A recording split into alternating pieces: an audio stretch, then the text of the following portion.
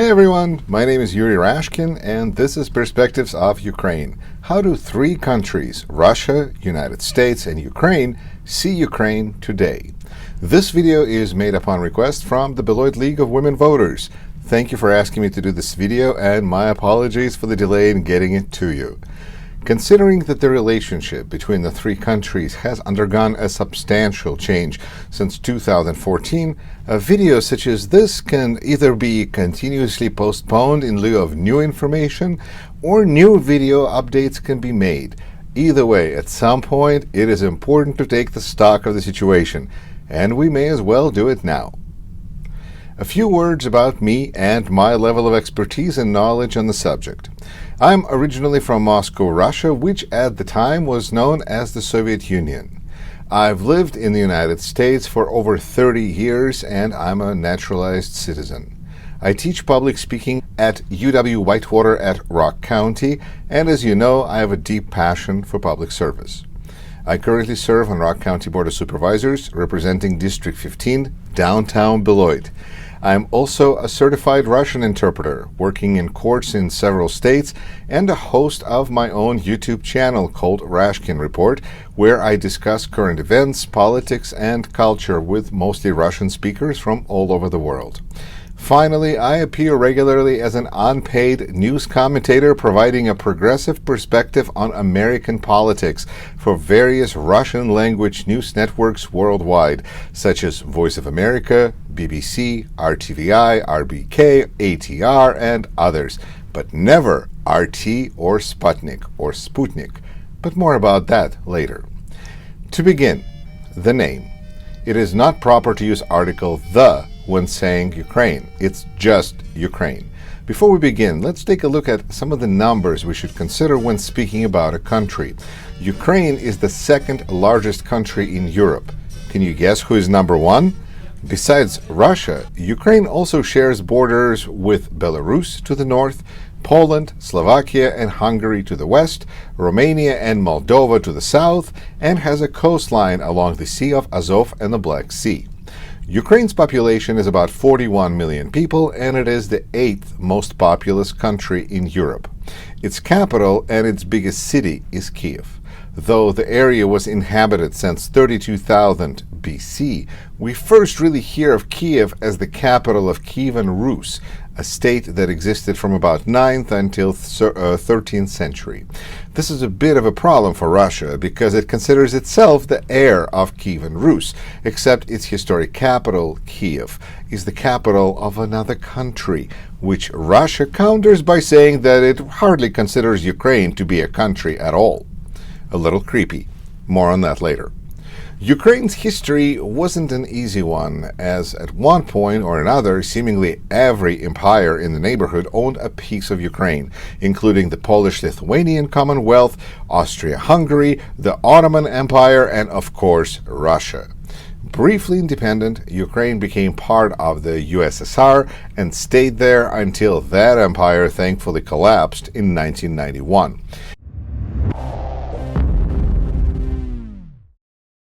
Amazingly, at first, this country, which is one of the largest grain exporters in the world, is also the poorest country in Europe, together with Moldova, another former Soviet republic. One final number. Ukraine has the third largest army in Europe after Russia and France, and the reason it has the third largest army in 2021 is not to defend itself against the French invasion. Are they French? God, they are. So let us take a look at how these three countries, Russia, the United States, and Ukraine, see Ukraine since 2014, and why does the year matter? Let us begin with a Russian perspective. Hello. Here in Russia, we are very concerned about the United States and its State Department starting uprisings and overthrowing authoritarian leaders all over the world. In fact, it happened right here next door in Ukraine in 2014. As the result, the legitimate president of Ukraine fled to Russia, and Nazis, together with Jews and fascists, grabbed power in Kiev. At the same time, NATO ships were about to enter and park themselves at the Crimean Peninsula, historic home of the Russian Black Sea Fleet. To prevent this, Russia brought Crimea back home. We even made a movie about it with Putin as the star. We could not respond to the call. We could not leave Crimea and its people in trouble. Unintelligible. Because Crimea was part of Russia until some drunk Soviet leader gave it away to Ukraine.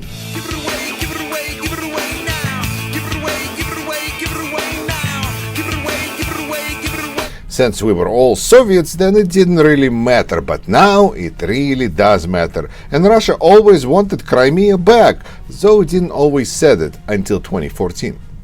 Around the same time, eastern provinces of Donetsk and Luhansk, with historically close cultural ties to Russia, revolted all on their own. Their goal is to become independent first and then maybe join Russia later. Nothing wrong with that. Unfortunately, Ukraine would not let go of its provinces and decided to fight a prolonged civil war, which has nothing to do with Russia. There are no Russian troops attacking Ukraine. Those are actually Ukrainian volunteers who purchased their uniforms, arms, tanks, and rocket launchers at a local surplus army store.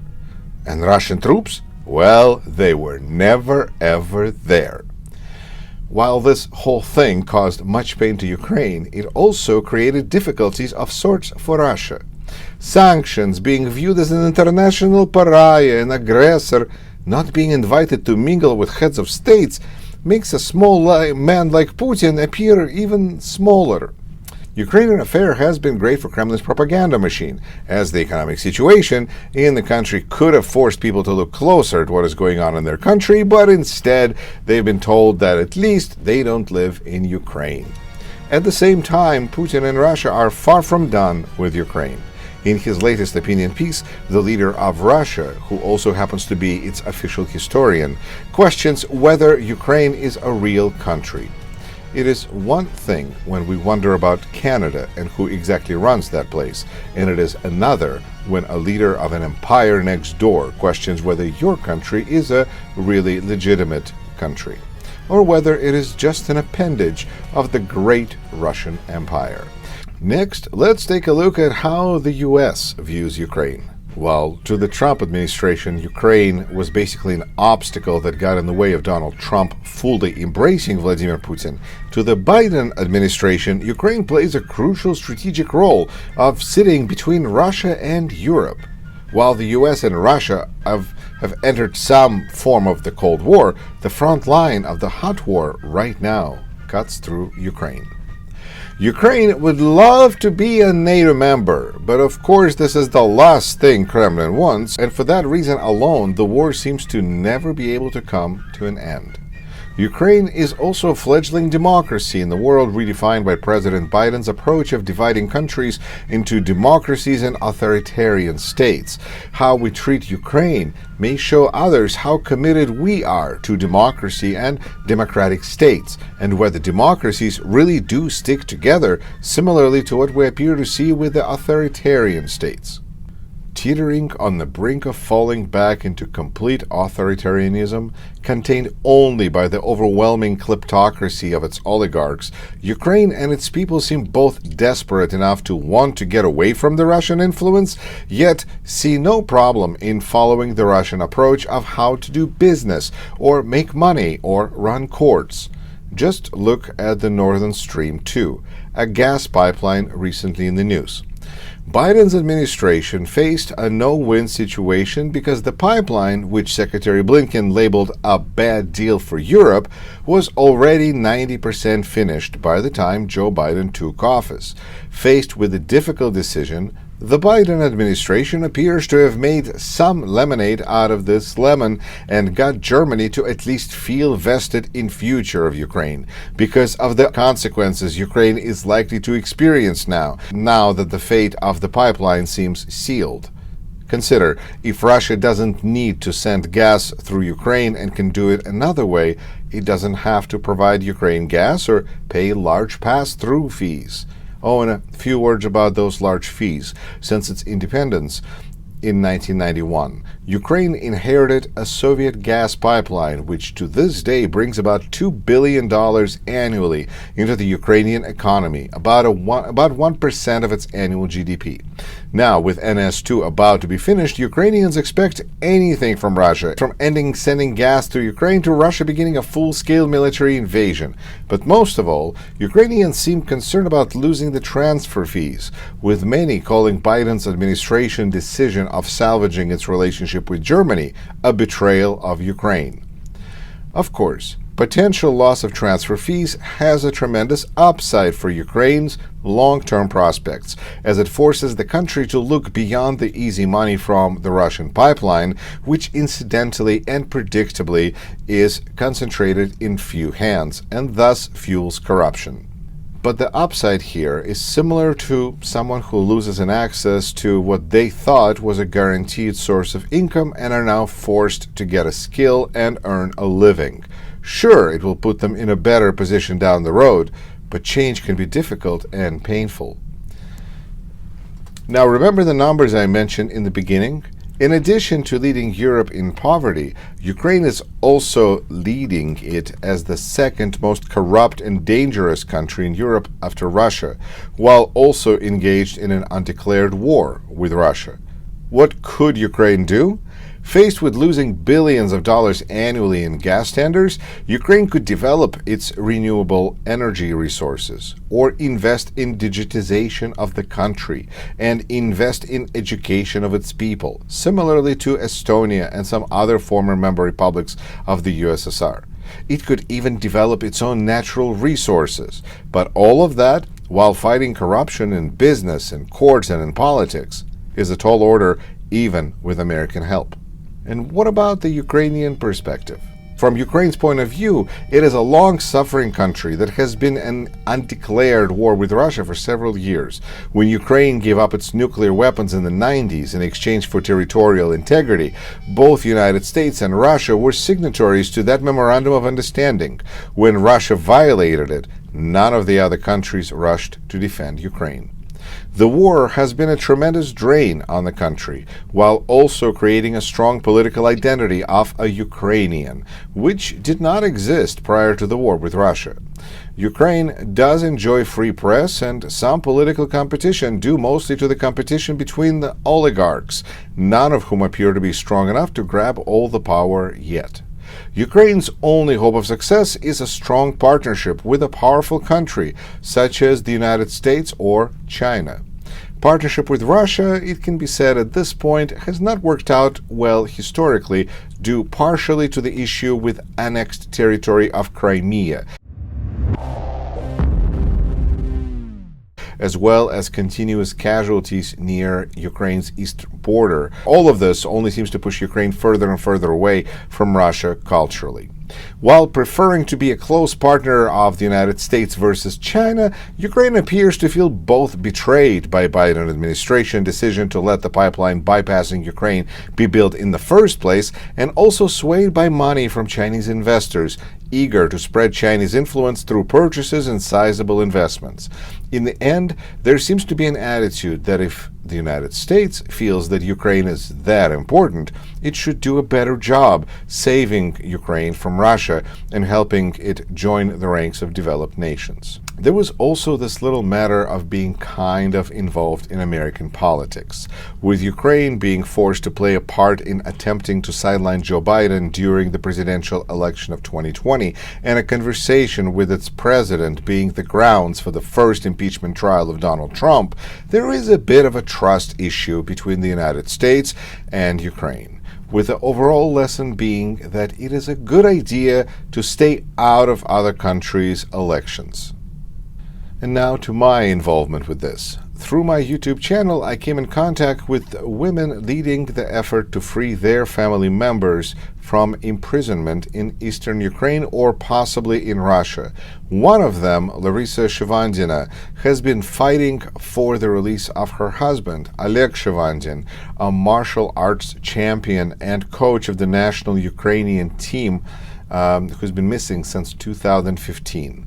Larissa, who still lives in Ukraine, and Marina Schiffer, who now live in Germany, made the difficult decision to voice their concerns for their loved ones instead of living in fear that any extra visibility will only increase the suffering of their loved ones.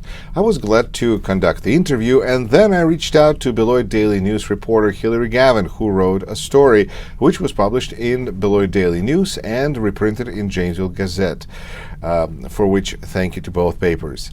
Following this, in an effort to bring more visibility and to use my power and privilege of being a U.S. citizen, I reached out to my Congressman Mark Pocan, who already sent out a tweet in support of releasing civilian prisoners caught in the Russo-Ukrainian war, and then more recently I turned to Senator Baldwin's office for assistance. For this reason of bringing greater visibility to the fates of civilian prisoners in eastern Ukraine, I also appreciate this opportunity to share their story with you and others who may be watching this video. You will find more information about Oleg Shivandin and other civilian prisoners in the description of this video. And now to some conclusions. Personal awareness is the first step. Information is available for all of us, and particularly for us who are able to read in English. Sorting through this information and understanding the biases of news media organizations is crucial. It is important to understand that at this point, all media organizations in Russia are under some level of government control and supervision. This does not mean that they are all run the same, but it does mean that their objective, therefore, is not to gather information or to inform, but to promote a certain point of view. The worst offenders here are RT, formerly known as Russia Today, and Sputnik.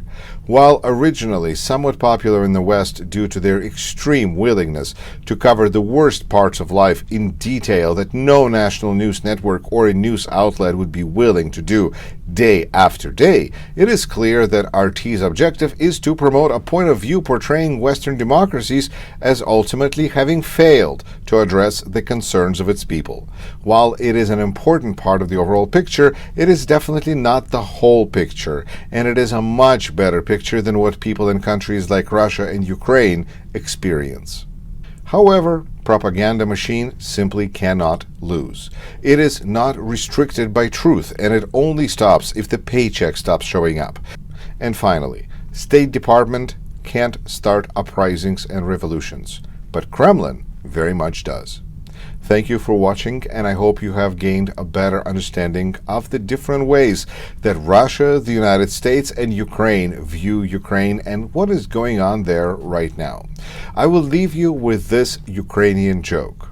A Russian citizen is crossing the border into Ukraine and hands his passport to the customs officer. The customs officer asks, "Name?" The Russian replies, "Vladimir Krylov." The customs officer continues, "Occupation?" The Russian replies, "Not yet, just visiting." Thanks for watching. My name is Yuri Rashkin. Take care.